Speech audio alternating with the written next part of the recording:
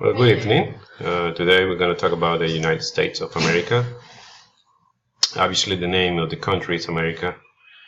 Talk a little bit about history, the culture, festivities, food, things like that. So let's begin. The location. Well, the United States of America is located in the Americas. More exactly in North America, and that tends people to confuse their name. It's not the United States of North America; it's the United States of America, because the name was taken from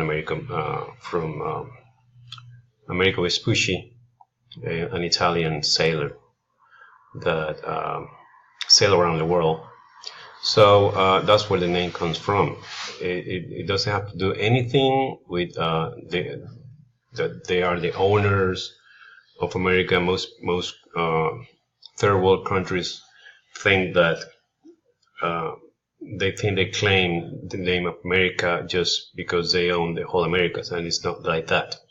It's just the name they choose. So the people from the United States are called Americans. That's why. It's like anybody from Argentina is called Argentinians, or from Colombia they're called Colombians. So that is the name. So I want to make that sure. The United States has about a population around 300 million people. That's the last I heard. Maybe more. I guess it has grown like any other country in the world, and is the most, let's say, migration country probably in the Western Hemisphere. Its currency, we know, it's American dollar, which is the dominating currency in the world. Everything that we buy internationally or when we travel abroad, we have to use American dollars, or is the standard currency mainly in the world. The food, well, not everything is hamburgers and hot dogs. Although hamburger was invented, the name was taken from Hamburg in Germany, and the hot dog is a real American food. But there is a town and a state called Louisiana, and the town is New Orleans, which is the biggest city. It's not the capital. Capital is Baton Rouge, but that's where maybe the most famous cuisine of the United States is there. It's what we call Cajun food. And we talk about gumbo, which is a soup with a lot of flavor, and jambalaya, which is a rice full of sausages and corn. And then we got something called crawfish. Crawfish is a little crawfish is put into a boiling water. Plus, you use corn and I'm sorry for the horn.